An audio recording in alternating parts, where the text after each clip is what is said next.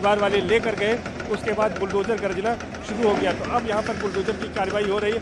ये 3 जो कार्रवाइयाँ हुई हैं उनमें ये पहली कार्रवाई थी जहाँ पर हल्का प्रतिरोध करने की कोशिश की गई, लेकिन चूँकि पुलिस फोर्स थी और प्रशासन इस इरादे में था कि कार्रवाई जरूर की जाएगी, तो कोई उसका असर नहीं हुआ। और आप देख सकते हैं कि अब 3 जेसीबी मशीनें और एक पोकलेन मशीन से इस आलीशान मकान को बुलडोज किया जा रहा है, यानी ध्वस्त किया जा रहा है। योगी बाबा का जो एक्शन है, योगी सरकार का जो एक्शन है, वो यहाँ पर देखा जा रहा है। क्योंकि घटना के बाद सीएम योगी ने कहा था, विधानसभा में कहा था, जनता को आश्वासन दिया था कि माफिया मिट्टी में मिला दिए जाएंगे। तो ये माफिया को मिट्टी में मिलाने की कार्रवाई दर्शक टीवी स्क्रीन पर देख रहे हैं। बिल्कुल, हालांकि सर्वेश विपक्ष की ओर से सवाल भी उठाए जा रहे हैं। विपक्ष से कह रहा है, खासकर सांसद समाजवादी पार्टी के बर्क साहब, उनका कहना है कि ये तो जुल्म है, जहां पर भी मुसलमान का नाम सामने आ रहा है वहां बुलडोजर चलाया जा रहा है बिना ये देखे कि वाकई उसकी संलिप्तता है या नहीं। वो इस तरह से सवाल खड़े कर रहे हैं। लेकिन जिस तरह से जांच आगे बढ़ रही है, तमाम नाम सामने आ रहे हैं जिन्होंने पैसे से सपोर्ट किया, हथियार से सपोर्ट किया या फिर शार्प शूटर की तरह काम किया है। ये 2 तस्वीरें इस वक्त हम दिखा रहे हैं अपने दर्शकों को। देखिए किस तरह से एक्शन देखने को मिल रहा है। बकायदा प्रशासन की भारी पुलिस फोर्स की मौजूदगी में जमीरोज किया जा रहा है ये मकान, और कुछ ही पल में, घंटे भर का भी वक्त नहीं लगा, देखिए देखते ही देखते ये आलीशान मकान अब खंडहर में तब्दील होता नजर आ रहा है। मुश्किल से 5-10 मिनट का वक्त, और ये देखिए 2-3 मशीनें लगाई गई, जेसीबी मशीनें लगाई गई और पूरी तरह से खंडहर में तब्दील कर दिया गया है। और ये दूसरी तस्वीर भी हम आपको दिखा रहे हैं, बुलडोजर का प्रहार दूसरी जगह पर भी, मऊ में भी एक्शन हुआ है। वहां पर भी अतीक अहमद और अतीक अहमद के गुर्गों की जो संपत्ति है, अवैध तरीके से अर्जित की गई संपत्ति चिन्हित किया जा रहा है, कार्रवाई की जा रही है। 2 तस्वीर इस वक्त आपके सामने, एक प्रयागराज जहां पर बुलडोजर एक्शन हुआ, दूसरी मऊ की तस्वीर दिखा रहे हैं। प्रयागराज में माशुकुद्दीन के घर पर बुलडोजर चला है, अवैध तरीके से यहां पर घर का निर्माण हुआ था, वो भी एयरफोर्स की बाउंड्री के पास, जबकि एयरफोर्स की ओर से आपत्ति भी उठाई गई थी कि इतनी ऊंची इमारत और बाउंड्री के इतने पास नहीं बनाया जा सकता। बावजूद इसके बिना नक्शा पास कराए ये इमारत बनाई गई और आज उस पर बुलडोजर चल गया है। और आरोप है कि इसने फाइनेंसर का काम किया है, अतीक अहमद के लिए मैनेज करता है, पैसे मैनेज करता है अतीक अहमद और उसके परिवार के लिए। मऊ में भी प्रशासन का आज बुलडोजर चला, यहां नोएडा, ग्रेटर नोएडा में भी उन जमीनों को चिन्हित किया जा रहा है जिसका संबंध अतीक अहमद या फिर उसकी फैमिली से जुड़ा है, और वहां पर भी कार्रवाई की तैयारी है। जिस दिन 24 फरवरी उमेश पाल हत्याकांड को अंजाम दिया अतीक और उसके गुर्गों ने, उसके बाद से ही लगातार एक्शन देखने को मिल रहा है। तमाम नाम सामने आए हैं। 7 के खिलाफ पहले केस दर्ज हुआ था, 2 नाम बाद में और जोड़े गए, जिसमें सताकत है और जिसमें जफर है, जिसके खिलाफ कार्रवाई भी हो चुकी है। सबसे पहले जफर का मकान जमींदोज हुआ, उसके बाद सफदर का मकान जमींदोज हुआ, जो कि सप्लाई करता था, हथियारों की सप्लाई करता था, हथियारों का सप्लायर। और अब आज ये 2 तस्वीरें हम आपको दिखा रहे हैं जहां पर बुलडोजर एक्शन लगातार चल रहा है, जमीन में मिलाने का काम चल रहा है लगातार। कमर तोड़ने वाला ये एक्शन है अतीक और मुख्तार के गैंग पर लगातार कार्रवाई, क्योंकि उमेश पाल मर्डर केस में जो बात सामने आ रही है, अभी तक की जो थ्योरी सामने आ रही है कि अतीक अहमद और मुख्तार अंसारी, ये दोनों गैंग आपस में मिल गए और उसके बाद उन्होंने उमेश पाल हत्याकांड को अंजाम दिया है। और यही वजह है कि लगातार एक्शन देखने को मिल रहा है उत्तर प्रदेश में उन सभी जगहों पर जहां पर अतीक और मुख्तार अंसारी के गुर्गे हैं और उनकी संपत्तियां हैं। सर्वेश हमारे साथ लगातार बने हुए 3 तस्वीरों के जरिए बुलडोजर एक्शन की कार्रवाई भी हम दिखा रहे हैं अपने दर्शकों को। सर्वेश, आपके पास आती हूं। फातिमा कॉम्प्लेक्स के सामने बना मकान भी, जो कि मुख्तार अंसारी के बेटों के नाम पर है, वहां पर भी कार्रवाई हो रही है। उमेश पाल मर्डर केस में यह थ्योरी भी सामने आई कि मुख्तार अंसारी और अतीक अहमद दोनों ही गैंग मिल गए हैं और उसके बाद इस वारदात को अंजाम दिया। दोनों गैंग के खिलाफ पहले भी एक्शन चल रहा था, अब यह एक्शन और ज्यादा तेज हो गया है।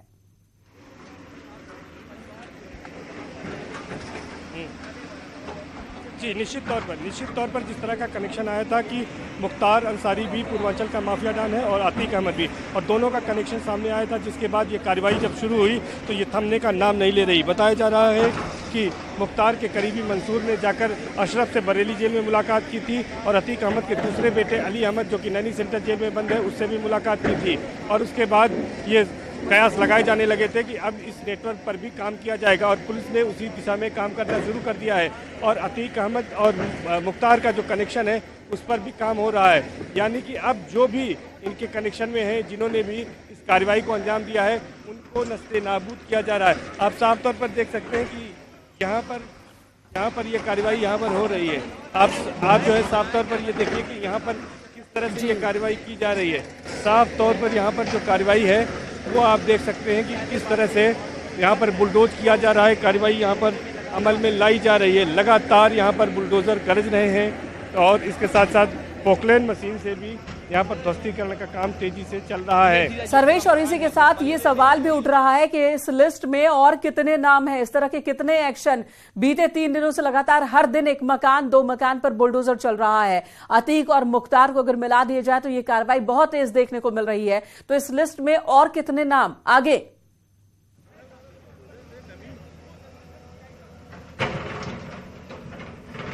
तस्वीरें आप प्रयागराज के पूरा मुफ्ती खेत पे आप देख रहे हैं। माशूकुद्दीन की बहू का ये मकान है। जी सर्वेश, तो ये 2 तस्वीरें सर्वेश हमारे सहयोगी लगातार तस्वीरें हम तक पहुंचा रहे हैं कि किस तरह से अतीक अहमद, उसके गुर्गे और उसके सप्लायर्स और उसके सपोर्ट सिस्टम पर लगातार कमर तोड़ने वाला एक्शन देखने को मिल रहा है। पहले जफर के मकान को बुलडोज किया गया। जफर वो शख्स है जिसके यहां पर पनाह लिया था उन सभी शार्प शूटर्स ने, उन सभी हमलावरों ने जिन्होंने उमेश पाल की हत्या की। और उसके बाद सफदर के मकान पर कार्रवाई हुई। सफदर जो कि सप्लायर है हथियारों का, वो हथियारों की उसकी एक लाइसेंस से दुकान भी है, लेकिन उस पर आरोप कि अतीक अहमद को अवैध तरीके से भी हथियारों की सप्लाई वो करता था। हालांकि सफदर का कहना है कि वो अतीक अहमद को जानता तक नहीं है, कोई संबंध उसके अतीक अहमद से नहीं है। बावजूद इसके चूंकि ये तथ्य सामने आए हैं पुलिस जांच के दौरान कि सफदर सप्लाई करता था हथियारों की, अवैध तरीके से उसने भी मकान बना रखा था, उस पर कार्रवाई हुई। और उसके बाद आज जो कार्रवाई आपको प्रयागराज में देखने को मिल रही है, माशूकुद्दीन पर कार्रवाई देखने को मिल रही है। उसका नया मकान जो तैयार हुआ है उसे गिरा दिया गया है। मौजूदा ग्राम प्रधान है अहमदपुर असरौली का, जिस पर एक्शन हुआ है। अहमदपुर में जीटी रोड पर यह मकान, आलीशान मकान जो 3 से 4 करोड़ रुपए की बताई जा रही है, उस पर बुलडोजर चल रहा है, इस वक्त जमींदोज किया जा रहा है। और इस पर आरोप है कि यह मुख्तार अंसारी के लिए पैसों का इंतजाम करता है, फाइनेंसर का काम करता है। मुख्तार अंसारी के लिए ये संपत्ति का इकट्ठा करता है, मैनेज करता है। और इसके आलिशान मकान पर अब तीसरे दिन लगातार प्रयागराज में बुलडोजर की कार्रवाई। हालांकि पहले विरोध करने की कोशिश की गई परिवार की ओर से, लेकिन जब परिवार ने देखा कि प्रशासन पूरे मूड में है एक्शन के, तो परिवार पीछे हट गया और उसके बाद एक्शन हुआ। दूसरी तस्वीर हम आपको मऊ की दिखा रहे हैं। वहां पर मुख्तार अंसारी के बेटे के नाम पर एक अवैध संपत्ति और उस पर बुलडोजर चल रहा है। मुख्तार और अतीक अहमद दोनों के मिल जाने की खबर आ रही है।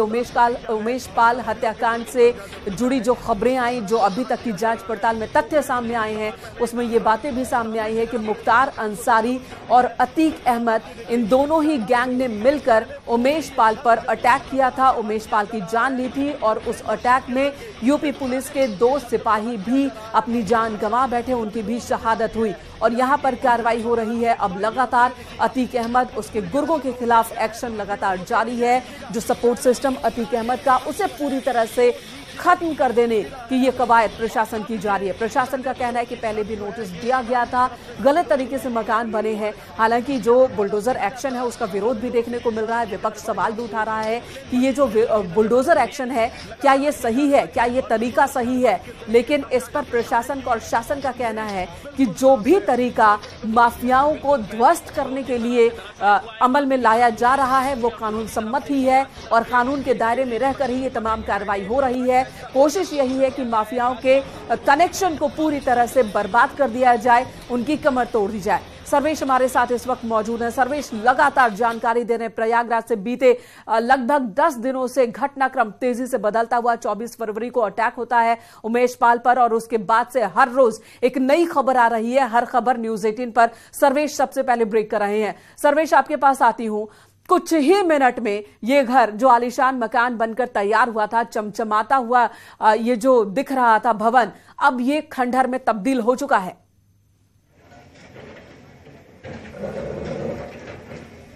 निश्चित तौर पर ये जो आलीशान मकान था 200 वर्ग गज में बना था, ये आज कुछ ही पलों में करीब आधे घंटे का समय हो रहा है। 3:45 बजे ये कार्रवाई शुरू हुई थी, 4:15 बजने को है और आधे घंटे में पूरी तरह से मलबे में तब्दील नज़र आ रहा है। जेसीबी मशीनें और पोकलैन मशीन के जरिए लगातार इसके ध्वस्तीकरण की कार्रवाई की जा रही है। आरोप यही है कि इसका नक्शा प्रयागराज विकास प्राधिकरण से स्वीकृत नहीं था और माशकुद्दीन जो कि ग्राम प्रधान भी है, बताया जा रहा है कि वो अतीक अहमद का फाइनेंसर है और इसी वजह से ये बड़ी कार्रवाई यहाँ पर की जा रही है कि नक्शा स्वीकृत नहीं था। एयरफोर्स के लिए भी कहा जा रहा है कि पास में ही एयरफोर्स की बाउंड्री है जहाँ पर एयरफोर्स के ट्रांसमीटर्स लगे हुए हैं। एयरफोर्स ने भी यहाँ पर मकान बनाए जाने पर कड़ी आपत्ति दर्ज कराई थी।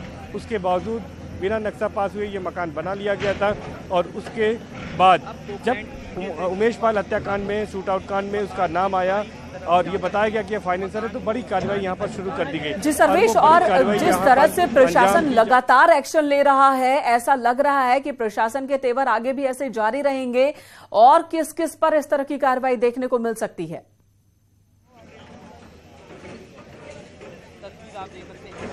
देखिए, निश्चित तौर पर इसमें जो शूटर्स हैं उनके भी नाम आज चर्चाओं में थे कि आज मोहम्मद गुलाम जो कि बीजेपी अल्पसंख्यक मोर्चे का पूर्व महानगर अध्यक्ष है, हालांकि कार्यकारिणी अब भंग कर दी गई है, उसके घर पर भी रसूलाबाद में कार्रवाई हो सकती है।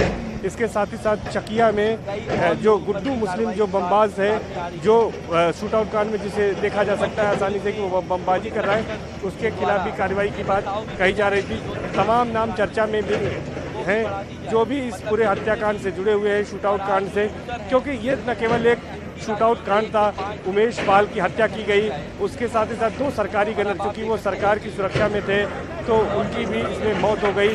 तो एक तरह से पुलिस के इकबाल को खुले रूप से चुनौती अपराधियों ने दी थी। तो इससे जुड़े जो भी लोग हैं उनको नस्ते नाबूद किया जा रहा है और अब जेसीबी मशीनों ने अपना काम कर दिया है, लेकिन पोकलैन मशीन से लगातार ध्वस्तीकरण का काम चल रहा है। आप देख सकते हैं कि किस तरह से यहाँ पर ध्वस्तीकरण की कार्रवाई लगातार की जा रही है और जो माफियाओं का, अपराधियों का जो इकबाल है उसको किस तरह से मिट्टी में मिलाया जा रहा है, उनके जो मंसूबे हैं उनको किस तरह से तोड़ा जा रहा है और जिस तरह से अपराध किया। योगी सरकार का साफ संदेश भी है यही कि अगर आप अपराध करेंगे तो आपको बख्शा नहीं जाएगा और आपके खिलाफ जी बिल्कुल, तो एक्शन लगातार चल रहा है। जो संदेश सीएम योगी आदित्यनाथ ने दिया कि माफिया और किसी भी तरह से इस तरह की हरकत को बर्दाश्त नहीं किया जाएगा, तुरंत कार्रवाई होगी, कार्रवाई होती दिख भी रही है। इसी बीच एक सवाल और भी है सर्वेश, अतीक अहमद के बेटे के जेल बदलने की जो खबर आ रही थी, प्रशासन की ओर से जो बात कही गई थी, सिफारिश की गई थी, उस बारे में क्या अपडेट है?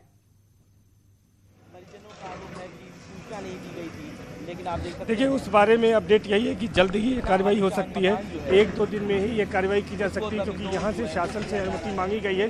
शासन की जैसे ही हरी झंडी मिलेगी ये बदल दी जाएगी, क्योंकि यहाँ पर बाद में ये इस बात की जानकारी हुई थी कि यहाँ पर अतीक अहमद के बेटे से मिलने मुख्तार अंसारी गैंग के भी मंसूर यहाँ पर पहुँचे थे, उनसे मुलाकात हुई थी और यहाँ पर तमाम ऐसे अपराधी बंद हैं जो अतीक अहमद से जिनका कनेक्शन है, तो इसलिए भी यहाँ से अलग हटाया जाना है। और चूँकि जब उमेश पाल हत्याकांड हुआ तभी अली अहमद जो कि अतीक अहमद का दूसरा बेटा है, उसे तन्हाई बैरिक में कर दिया गया था, उसे किसी और दूसरे से मिलने नहीं दिया जा रहा था। लेकिन उसके बाद भी यहाँ उसके रहते ये आशंका है कि कहीं न कहीं वो अन्य घटनाओं में शामिल हो सकता है, इसलिए अब कोशिश यही की जा रही है कि उसकी जेल बदल दी जाए और पूरी संभावना है कि पश्चिमी यूपी की किसी जेल में उसे शिफ्ट किया जा सकता है। जैसे ही आदेश आएंगे उसे शिफ्ट कर दिया जाएगा।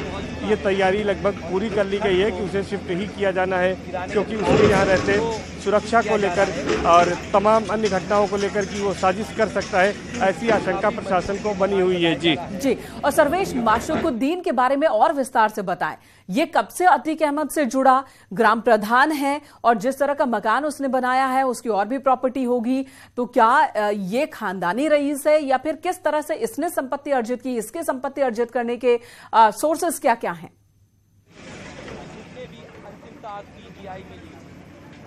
देखिए, हम अगर माशुकुद्दीन के बारे में बताएं तो अतीक अहमद और माशुकुद्दीन एक ही बिरादरी से आते हैं, इन्हें गढ़वी बिरादरी कहा जाता है। इनका मुख्य पेशा पशुपालन था, लेकिन अतीक अहमद जिस तरह से एक तांगे वाले का बच्चा होकर जराइम की दुनिया में पहुंचा और फिर उसे राजनीतिक संरक्षण मिला और वो कई बार 5 बार विधायक और 1 बार सांसद तक रहा, उसी तरह से अतीक अहमद के संपर्क में आने के बाद माशुकुद्दीन भी जो है वो ग्राम प्रधान। ठीक है।